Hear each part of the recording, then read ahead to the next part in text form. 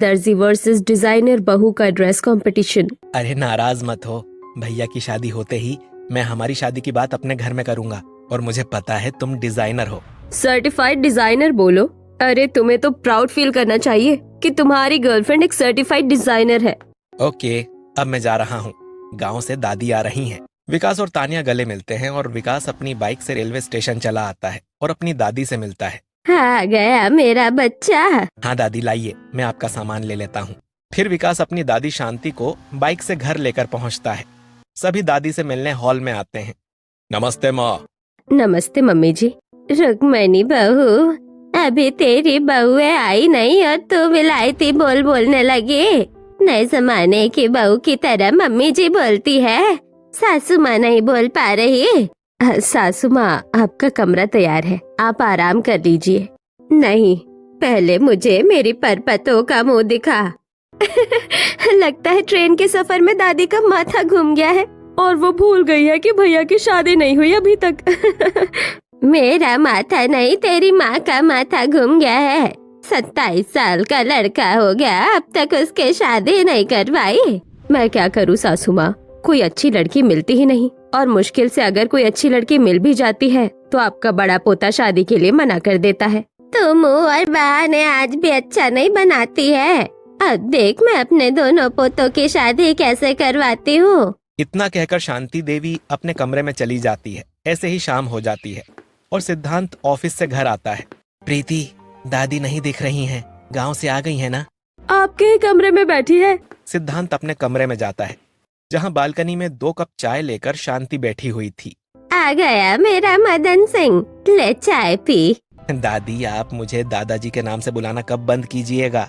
सिद्धांत बालकनी में आता है और बाहर का सुंदर नजारा देखते हुए शांति के साथ चाय पीने लगता है।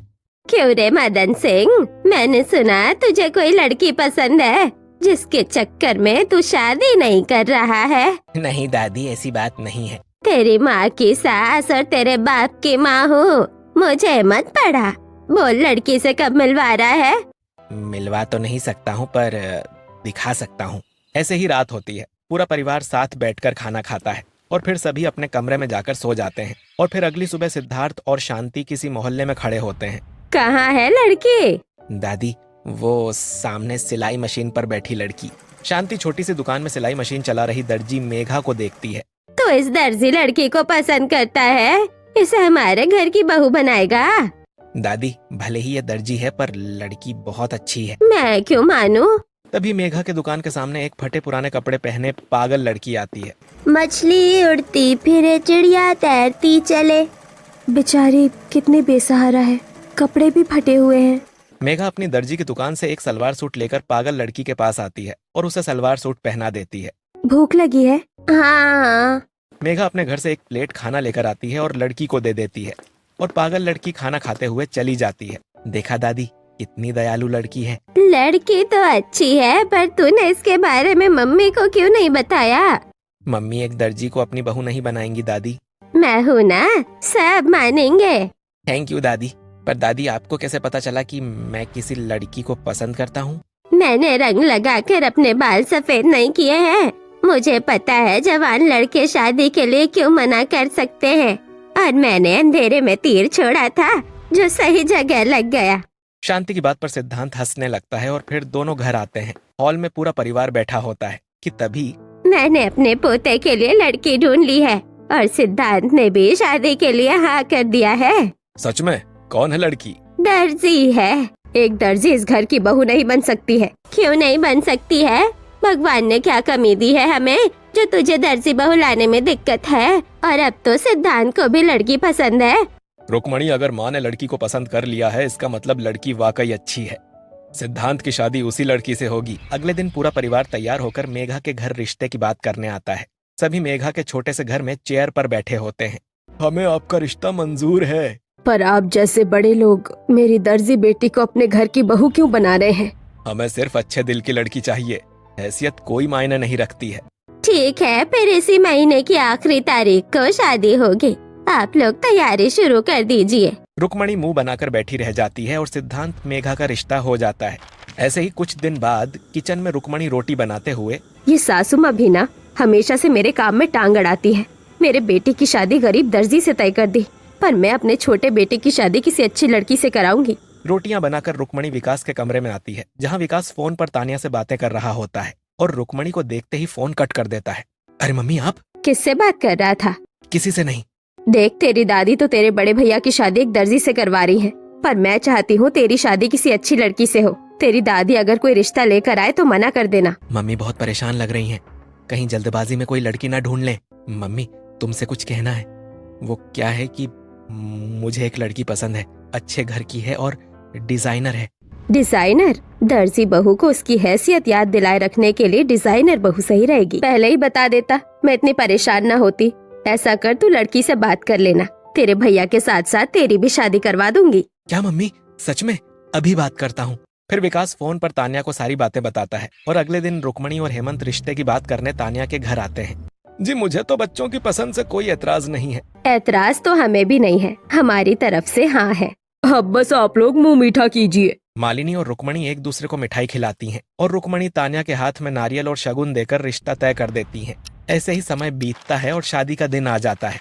दर्जी बहू और डिजाइनर बहू शादी करके अपने ससुराल आ जाती हैं, जहां दर्जी बहू ने साधारण लहंगा और डिजाइनर बहू ने डिजाइनर लहंगा पहना हुआ था। आओ दर्जी बहू, दाएं पैर से गृह प्रवेश करो। मेघा दाहिने पैर से कलश गिराकर गृह प्रवेश करती है। आओ तान्या बहू, धीरे से पैर रखना, शुभ कदम है तुम्हारा। तानिया मुस्कुराते हुए कलश गिराती है और कीर्ति और प्रीति ताली बजाती हैं। फिर हॉल में बक्सा खुलवाई की तैयारी होती है। पहले डिजाइनर भाभी का बक्सा खोलेंगे। हाँ, इनके बक्से में तो डिजाइनर कपड़ों का खजाना होगा। पहले बड़ी बहू का बक्सा खोलो। इनके बक्से में क्या होगा? सलवार सूट ही होंगे। रस्म है तो पहले बड़ी बहू का ही बक्सा खुलेगा। अच्छा ठीक है, पर पहले हम डिजाइनर भाभी की अटैची देख ले। तानिया की सुंदर अटैची खुलती है। दोनों ननंद दो चमकदार ड्रेस निकाल लेती हैं। ये ड्रेस मैं लूंगी और ये वाली मेरी। ये आपको फिट नहीं होंगी, मैं आपके लिए नई बना दूंगी। मेरी फेवरेट ड्रेस ले जा रही है लालची ननंद। नहीं, हमें यही चाहिए, फिटिंग करवा लेंगे। दोनों ड्रेस लेकर चलने लगती हैं। ठहरो, अब बड़ी बहू की अटैची खोलो। मेघा की अटैची खुलती है। उसमें से दो सलीकेदार सलवार सूट निकलते हैं। ये मैंने आप दोनों के लिए ही सिले हैं, मुझे पता था रस्म होगी। हमें लगा था आप सूट ही लाओगी। दोनों सूट ले लेती हैं। चेहरा उतरा रहता है। कीर्ति, प्रीति, तान्या को उसके कमरे तक छोड़ाओ। आइए डिजाइनर भाभी। दोनों तानिया को लेकर चली जाती हैं। मेघा चुपचाप खड़ी रह जाती है। ऐसे ही आज का दिन पूरा होता है और अगले दिन पहले रसोई में। आज तुम दोनों की पहली रसोई है। मेरी डिजाइनर बहू क्या बना रही है? मम्मी जी, मैं फ्यूजन मेन्यू बनाऊंगी। व्हाइट सॉस पास्ता, चीज पिज्जा, गार्लिक ब्रेड और चॉकलेट मूस। वाह भाभी। शांति मेघा की तरफ देखती है। और मेरी बड़ी बहू क्या बनाएगी? दादी, मैं दाल मखनी, शाही पनीर, पूड़ी, आलू की सब्जी और खीर बनाऊंगी। अच्छा है, दोनों अपने मन से बनाओ। दोनों किचन में लग जाती हैं। कुछ देर बाद डाइनिंग टेबल पर व्यंजन सज जाते हैं। परिवार खाना चखता है। तानिया भाभी, आपका पास्ता तो बिल्कुल होटल जैसा है, वाह। और ये पिज्जा कमाल है। उधर हेमंत और शांति मेघा के हाथ का खाना खाते हैं। मेघा, तुम्हारे हाथों में तो स्वाद बसा है। घर का असली स्वाद यही होता है। दोनों बहुओं को नेक दिया जाता है। तानिया को लिफाफा और शगुन, मेघा को भी आशीर्वाद और उपहार। मम्मी जी, आपको पता है मैं सर्टिफाइड डिजाइनर हूँ। शादी में मेरे कई ऑर्डर पेंडिंग रह गए। मुझे काम के लिए एक शांत कमरा चाहिए जहाँ मैं अपना सेटअप लगा सकूँ। क्यों नहीं बेटा, ऊपर वाला खाली कमरा ले लो, जो सामान चाहिए खरीद लेना, ये कुछ पैसे रख लो। तानिया खुश होकर सिर हिलाती है और फोन पर अपना डिजाइनिंग सामान मंगवाने लगती है। मेघा हिचकिचाते हुए आगे बढ़ती है। माँ जी, क्या मैं भी अपनी सिलाई मशीन मंगवा लूँ? मुझे सिलाई का बहुत शौक है। घर में जगह नहीं है तेरी खटर पटर के लिए। मैं अपने कमरे के कोने में ही छोटा सा सेटअप कर लूंगी। जो करना है अपने कमरे में कर, मुझे कोई मतलब नहीं। रुक्मणी वहाँ से चली जाती है। मेघा चुपचाप अपने कमरे में जाती है। अगले दिन उसकी सिलाई मशीन आ जाती है। वो कमरे के एक कोने को साफ करती है, छोटी सी मेज रखती है और मशीन जमा देती है। उधर तानिया का कमरा महंगे रेक, ड्रेस फॉर्म, बड़े शीशे और नए फर्नीचर से सजा होता है। उसका डिजाइनर स्टूडियो चमक उठता है। फिर एक दिन, माँ जी, सब्जी खत्म हो गई है, दोपहर में बनाने के लिए कुछ नहीं है। तो बाजार जाकर लानी पड़ेगी। मुझे क्यों बता रही है? तो मैं बाजार से ले आती हूँ। तू नहीं जाएगी, पता नहीं कैसी सब्जी उठा लाएगी। मैं भी चलूंगी। रुक्मणी ऊपर आवाज लगाती है। तान्या बेटा, तू भी चल हमारे साथ। ओके मम्मी जी, बस कपड़े चेंज करके आती हूँ। मेघा अपनी सिली हुई साड़ी पहनती है। तानिया अपनी डिजाइन की हुई साड़ी पहनती है और तीनों तैयार होकर निकलती हैं। और थोड़ी देर में बाजार में सब्जी वाले के ठेले पर रुकती हैं। आओ बहन जी, ताजी भिंडी ले जाओ। भिंडी कितने की दी? 60 रुपए किलो। तभी रुक्मणी की सहेलियां वहाँ आ जाती हैं। अरे रुक्मणी, ये तेरी बहुएं है क्या? वाह, दोनों तो बड़ी प्यारी लग रही हैं। हाँ, ये मेरी डिजाइनर बहू तान्या है और ये मेरी दर्जी बहू मेघा। डिजाइनर? पर साड़ी थोड़ी अजीब लग रही है। ये मेरी खुद की डिजाइन है आंटी। अरे रुक्मणी, दर्जी बहू की साड़ी तो ज्यादा अच्छी लग रही है। ये ब्लाउज कहाँ से लिया? लिया नहीं आंटी, खुद सिला है। सच में फिट तो परफेक्ट है। हाँ भाभी, इनकी साड़ी दूर से ही चमक रही थी। तान्या चुप हो जाती है। डिजाइनर बहू से अच्छी तो दर्जी बहू की सिलाई लग रही है। ठीक है, इससे भी अच्छी बनाऊंगी। अच्छा भाई, सब्जी तोल दे, देर हो रही है। सब्जी लेकर तीनों घर की तरफ लौट जाती हैं। दोपहर का टाइम है। कीर्ति के कॉलेज में फंक्शन है। वो अपनी ड्रेस लेकर तान्या के कमरे में जाती है। तान्या अपनी सिलाई मशीन पर बैठकर एक हैवी डिजाइनर गाउन की फिनिशिंग कर रही होती है। भाभी, ये ड्रेस थोड़ी लूज है, प्लीज थोड़ा सा फिट कर दो ना। कल मेरा कॉलेज फंक्शन है। ये काम मेरा नहीं है, बस साइड से थोड़ा सा फिट करना है। मैं सर्टिफाइड डिजाइनर हूँ, ऐसे छोटे मोटे अल्ट्रेशन करना मेरी शान के खिलाफ है। ओह ठीक है, आगे से ऐसे काम लेकर मत आना। कीर्ति ड्रेस लेकर बाहर निकलती है।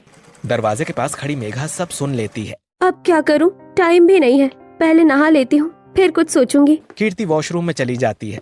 मेघा चुपचाप कमरे में आती है, ड्रेस उठाती है। इसे मैं ठीक कर देती हूँ, ननन जी देखकर खुश हो जाएंगी।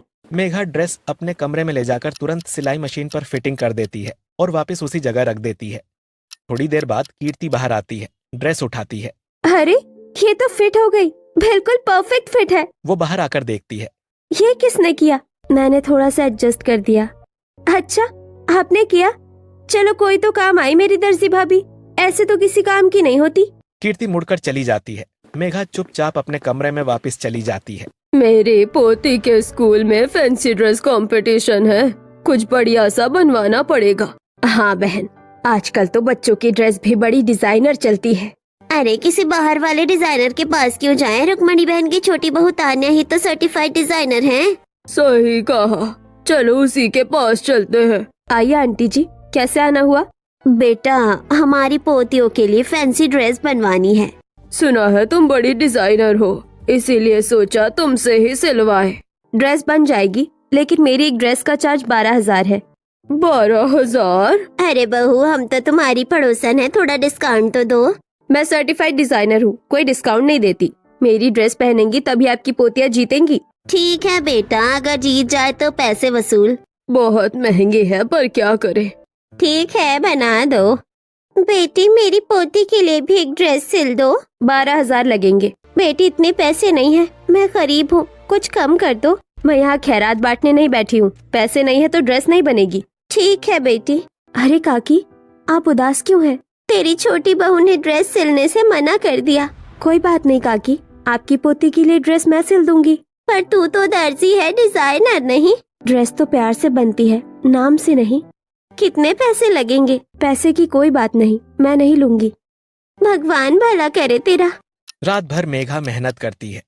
अरे बेटा, ड्रेस तो बहुत सुंदर है। कुछ दिन बाद तीनों पड़ोसन तान्या के घर आती हैं। तेरी ड्रेस बेकार निकली।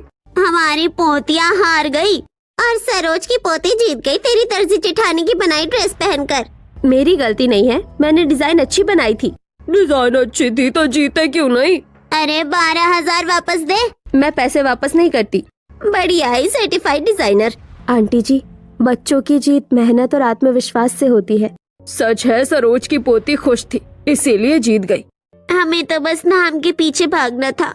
मैं फिर भी सर्टिफाइड डिजाइनर हूँ। बहु डिजाइनर होना अलग बात है, दिल से सिलना अलग।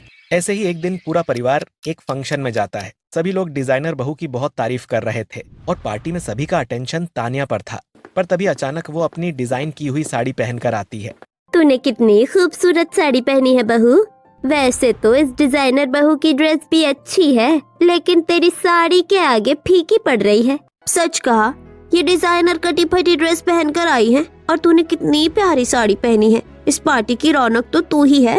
अरे नहीं नहीं, ऐसी बात नहीं है, आप लोग भी बहुत अच्छे लग रहे हैं। हाँ, लेकिन तुमसे ज्यादा नहीं। वैसे मेरे लिए भी एक ऐसी साड़ी बना दोगी क्या? दर्जी बहू के पार्टी में आते ही सभी डिजाइनर बहू से ज्यादा दर्जी बहू की तारीफ करने लगते हैं और इसी तरह पार्टी आगे बढ़ती है। ना जाने ये गरीब दर्जी लोग कहाँ से उठकर आ गए हैं और खुद को हम जैसे बड़े डिजाइनर से कंपेयर करने की कोशिश करते हैं। आप मुझे कुछ कह रही हैं क्या? हाँ हाँ, तुम्हें ही कह रही हूँ, और किसे कहूँगी? तुम जैसी गरीब दर्जी बहू 2-3 फटे कपड़े सिलकर मुझ जैसी डिजाइनर को कभी मात नहीं दे सकती। तुम जैसी कहा सड़क छाप लड़की, कपड़ों में कोई क्वालिटी होती है क्या? सड़क छाप जैसे कपड़े सिलती हो तुम। डिजाइनर बहू दर्जी बहू को बहुत कुछ बोलती है, लेकिन दर्जी बहू पलटकर जवाब नहीं देती और वो चुपचाप वहाँ से चली जाती है। ऐसे ही कुछ दिन बीत जाते हैं और एक दिन प्रीति के कॉलेज में रैंप वॉक कंपटीशन होता है। उसे एक खास डिजाइनर ड्रेस चाहिए। तान्या भाभी, मेरे कॉलेज में रैंप वॉक है, मेरे पास ये पुराना ड्रेस है, इसे थोड़ा मॉडर्न और डिजाइनर बना दो ना। अभी नहीं प्रीति, मैं बहुत बड़े प्रोजेक्ट पर काम कर रही हूँ, ऐसे छोटे मोटे काम के लिए टाइम नहीं है। प्लीज भाभी, मेरे लिए बहुत इम्पोर्टेंट है। तुम समझ क्यों नहीं रही? एक ड्रेस का मैं 12-15 हजार चार्ज करती हूँ, फ्री में काम नहीं करती। मैं पैसे दे दूंगी भाभी, बस आप बना दो। अभी मना कर रही हूँ, जाओ। प्रीति उदास होकर चली जाती है। सबको लगता है मैं फ्री में ड्रेस बनाऊंगी, मेरी डिजाइनर की वैल्यू कोई नहीं समझता। प्रीति रुक्मणी के पास जाती है। मम्मी, मुझे कुछ पैसे दे दो, मैं मॉल से ड्रेस खरीद लूंगी। हाँ बेटी, ले लेना, घर की बेटी के लिए पैसे किस दिन काम आएंगे। अगर तान्या के पास टाइम नहीं है तो मैं प्रीति के लिए डिजाइनर ड्रेस बना देती हूँ। रहने दे मेघा, ये तेरे बस की बात नहीं है। क्यों नहीं? मेरी दर्जी बहू भी अच्छी ड्रेस बना सकती है।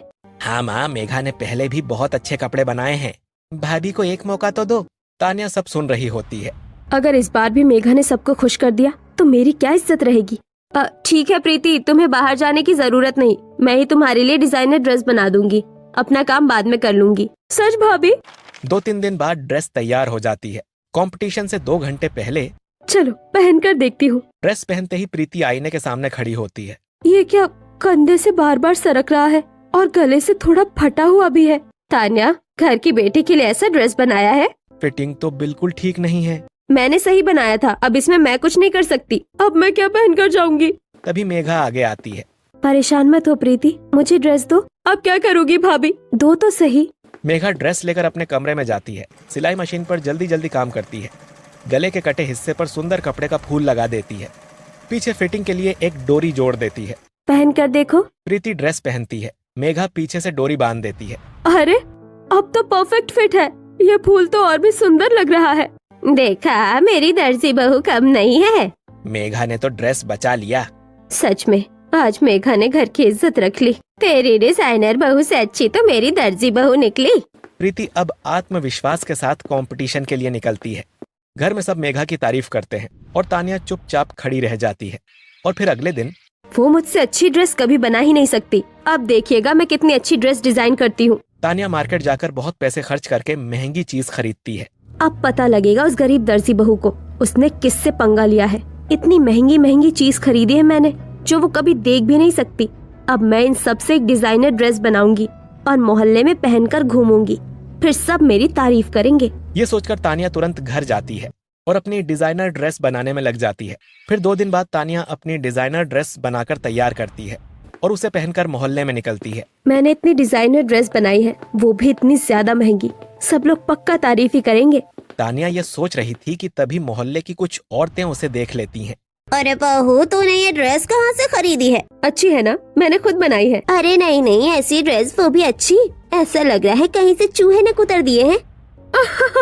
सच में ड्रेस हो तो दर्जी बहू की तरह हाथों से बनाकर एकदम मजबूत और सिंपल गुड लुकिंग ड्रेस तैयार करती है, तेरी तरह नहीं। अरे हाँ, वही तो। एक तू है जो अपने घर वालों का न जाने कितना पैसा बर्बाद करती है, और एक बहुत गरीब दर्जी बहू जो अपने ससुराल की जिम्मेदारियाँ भी निभाती है। सभी की बातें सुनकर तान्या के एक्सपेक्टेशंस पर पानी फिर जाता है। सभी तान्या की ड्रेस की बुराई और दर्जी बहू मेघा की तारीफ करते हैं, जिससे गुस्से में पैर पटककर तान्या अपने कमरे में आ जाती है। न जाने किस अजीब से मोहल्ले में आ गई हूँ मैं।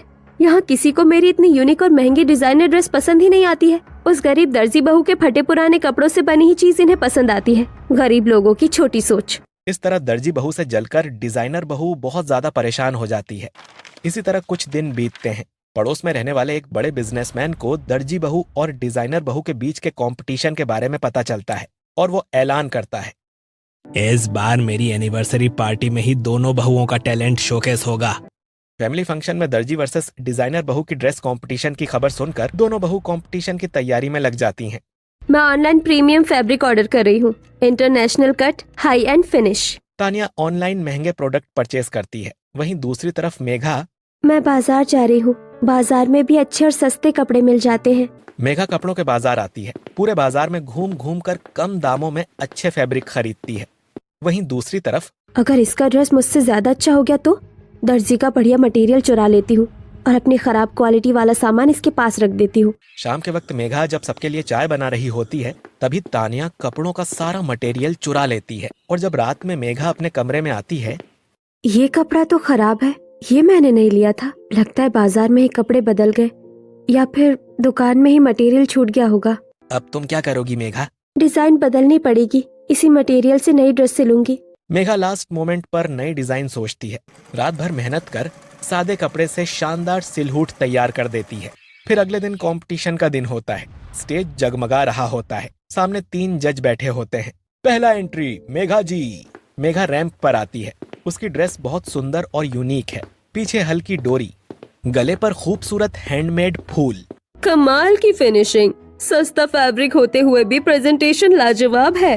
ये है असली क्राफ्ट, बहुत बढ़िया। और अब तानिया जी। तानिया रैंप पर आती है। ड्रेस स्टाइलिश है पर कंधे से हल्की सी सरक रही होती है। ये कैसी अजीब ड्रेस है, बार बार कंधे से क्यों सरकी जा रही है? फिटिंग इशू है। इतनी बेसिक टेक्निक डिटेल मिस कैसे हो गई? बड़ी डिजाइनर बनी फिरती थी। देखो कंधे से गिर रही है ड्रेस। तो फैमिली फंक्शन में दर्जी वर्सेस डिजाइनर बहू की ड्रेस कंपटीशन की विनर हैं मेघा जी। दर्जी ये मत सोचना कि तुम जीत गई हो, ये तुम्हारी ही ड्रेस है ना। देखो कितनी अनफिट है। मैं हार गई तुम्हारी वजह से। अगर मैंने अपनी ड्रेस पहनी होती तो जरूर जीतती। मेरी सिली हुई ड्रेस बिल्कुल सही है, बस इसमें मैं चेन लगाने वाली थी, उसके पहले ही तुमने मेरा मटेरियल चुरा लिया। फिर मेघा ड्रेस में चेन लगाकर दिखाती है। तभी रुक्मणी आगे आती है। तान्या, तुम डिजाइनर होके इतनी छोटी बात नहीं पकड़ पाई, चोरी करने के बाद भी हार गई। मैं गलत थी मेघा दीदी, मुझे माफ कर दीजिए। मैं घमंड में चूर हो गई थी। सर्टिफाइड होना अलग है, असली कलाकारी अलग, वो आपके पास है। कोई बात नहीं डिजाइनर देवरानी जी, सुबह का भूला शाम को घर लौट आए तो उसे भूला नहीं कहते। इस डिजाइनर बहू का घमंड चूर होता है। अब डिजाइनर बहू दर्जी बहू से छोटी छोटी चीजें